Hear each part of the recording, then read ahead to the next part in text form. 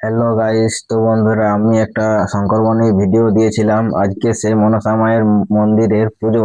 তো চলো পুরো ভিডিওটা দেখতে থাকো গাইস। এইখানে 32টা ঢাক আছে।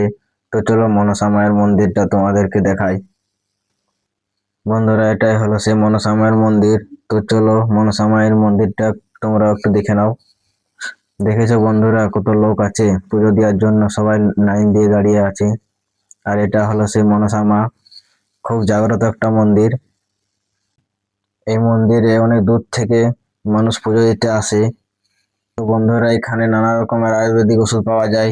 তো বন্ধুরা ভিডিওটি ভালো লাগলে লাইক কমেন্ট শেয়ার করে দিবে। তো বন্ধুরা এটা সে আগে মনসামা ছিল, তারপর মন্দিরটা হয়েছিল। তো বন্ধুরা দেখো বাইরে কত লোক আছে, সবাই পূজা দেওয়ার জন্য আসছে। তো বন্ধুরা চলো তোমাদেরকে একটু ঢাকের আওয়াজটা শুনিয়ে